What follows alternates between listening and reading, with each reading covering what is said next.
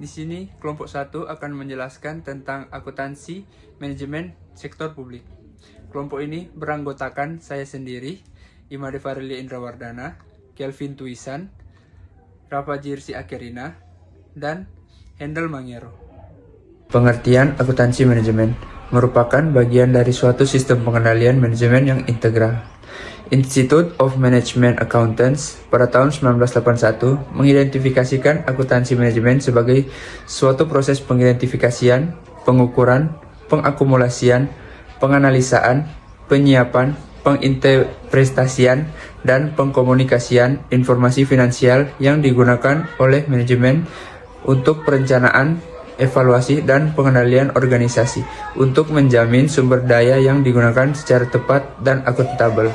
Akuntansi manajemen sektor publik, Charter Institute of Management Accountants, mendefinisikan akuntansi manajemen sebagai suatu bagian integral dari manajemen yang terkait dengan pengidentifikasian, penyajian, dan penginterpretasian informasi yang digunakan untuk 1. Perumusan strategi, 2. Perencanaan dan pengendalian aktivitas, 3. Pengembalian keputusan, 4. Pengoptimalan penggunaan sumber daya, 5.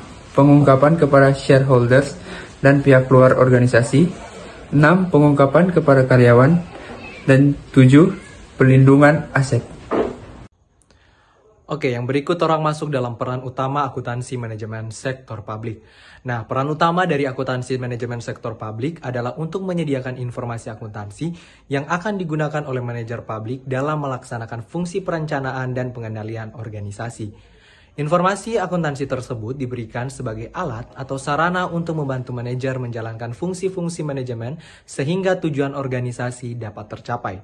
Yang berikutnya, orang akan membahas mengenai akuntansi manajemen sebagai alat perencanaan organisasi.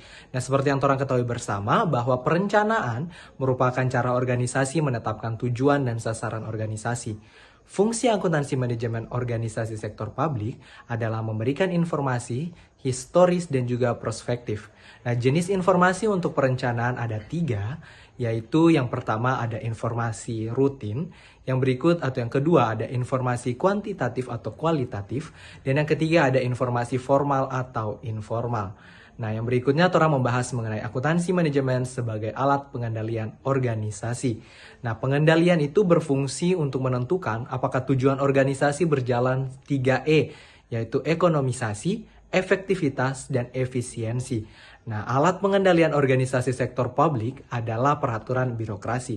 Informasi dalam pengendalian organisasi sektor publik ada 2, yaitu alat pengendalian keuangan dan juga yang kedua adalah alat pengendalian organisasi. Yang berikut orang akan melihat bagan dari proses perencanaan dan pengendalian manajerial organisasi sektor publik. Yang pertama, kita mulai dari perencanaan tujuan dan sasaran dasar. Setelah kita merencanakan tujuan dan sasaran dasar, kita masuk dalam perencanaan operasional. Setelah perencanaan operasional telah dilaksanakan, kita masuk dalam penganggaran. Lalu setelah penganggaran, kita masuk dalam pengendalian dan pengukuran. Dan yang terakhir, kita melakukan pelaporan, analisis, dan umpan balik.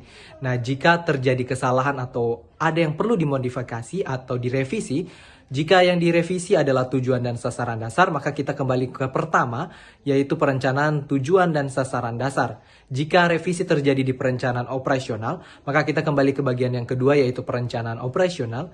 Namun jika revisi terjadi di bagian anggaran, maka kita kembali ke bagian yang ketiga, yaitu penganggaran. Namun jika tidak ada kesalahan yang perlu direvisi, maka yang perlu kita lakukan adalah aksi. Maka kita masuk ke bagian yang keempat, yaitu pengendalian dan pengukuran. Selanjutnya kita masuk ke dalam peran akuntansi manajemen sektor publik. Yang pertama adalah perencanaan strategik, yang kedua pemberian informasi biaya, yang ketiga penilaian investasi, yang keempat penganggaran, yang kelima penentuan biaya pelayanan dan penentuan tarif pelayanan, yang keenam dan yang terakhir penilaian kinerja. Kita masuk pada bagian yang pertama, perencanaan strategik, yaitu memberikan informasi untuk menentukan berapa biaya program dan berapa biaya suatu aktivitas. Sehingga berdasarkan informasi tersebut, manajer dapat menentukan berapa anggaran yang dibutuhkan dikaitkan dengan sumber daya yang dimiliki. Selanjutnya yang kedua, pemberian informasi biaya. Biaya dalam organisasi sektor publik ada 3, yaitu biaya input, biaya proses, dan biaya output. Kemudian terkait peran akuntansi manajemen adalah memberikan informasi biaya yang meliputi klasifikasi biaya, biaya apa saja yang masuk rutin dan modal, biaya controllable dan uncontrollable, biaya tetap dan variabel, juga lain-lain. Masih dalam pemberian informasi biaya, terkait proses penentuan biaya, yang pertama ada cost finding. Pada tahap cost finding, pemerintah mengakumulasikan data mengenai biaya yang dibutuhkan untuk menghasilkan produk atau jasa pelayanan. Yang kedua, ada cost recording. Setelah cost finding berhasil, tahap berikutnya melakukan cost recording, yang meliputi kegiatan pencatatan data ke dalam sistem akuntansi organisasi. Yang ketiga, ada cost analyzing. Tahap berikutnya melakukan analisis biaya, yaitu mengidentifikasi jenis dan perilaku biaya, perubahan biaya, dan volume kegiatan. Manajemen organisasi harus dapat menentukan pemicu biaya atau cost driver agar dapat dilakukan efisiensi biaya. Yang keempat, strategic cost management. Pendekatan strategik dalam pengurangan biaya atau manajemen biaya strategik memiliki karakteristik sebagai berikut. Yang pertama, manajemen biaya strategik merupakan usaha jangka panjang yang membentuk kultur organisasi agar penurunan biaya menjadi budaya yang dapat bertahan lama. Kemudian, berdasarkan kultur perbaikan berkelanjutan atau continuous improvement. Manajemen strategik harus dilandasi semangat untuk melakukan perbaikan secara berkelanjutan atas kinerja organisasi terhadap pelayanan publik. Kemudian, manajemen harus bersifat proaktif dalam melakukan penghematan biaya.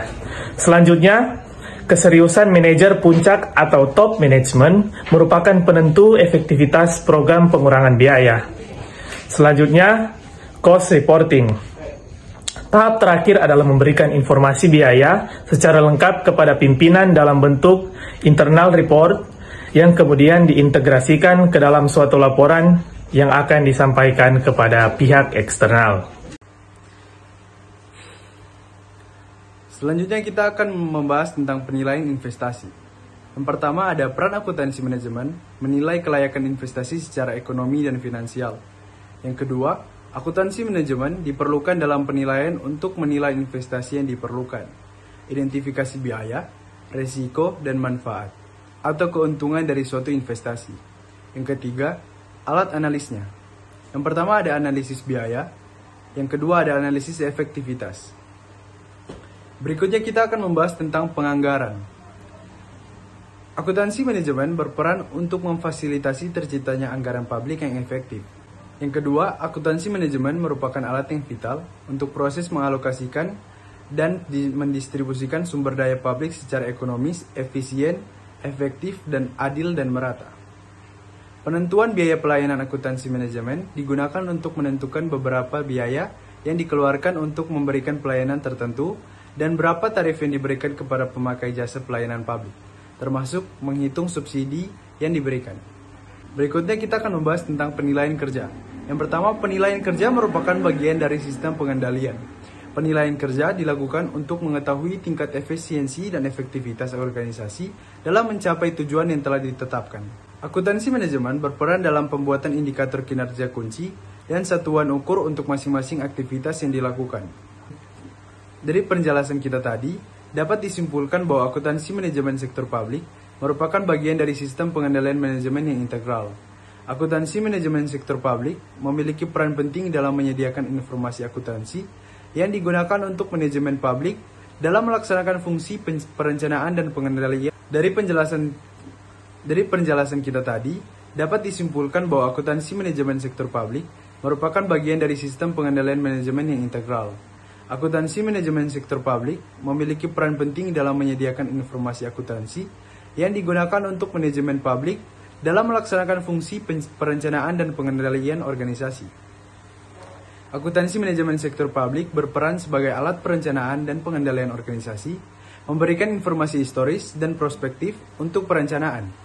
Akuntansi manajemen sektor publik memiliki peran penting dalam menentukan apakah tujuan organisasi berjalan dengan tepat, sehingga tujuan organisasi dapat tercapai. Akuntansi manajemen sektor publik memiliki peran dalam melakukan pengendalian organisasi, meliputi pengendalian keuangan dan organisasi. Serta, akuntansi manajemen sektor publik memiliki peran dalam menyediakan informasi biaya, penilaian investasi, penganggaran, penentuan biaya pelayanan dan tarif pelayanan, serta penilaian kinerja. Demikian pemaparan dari kelompok kami. Terima kasih.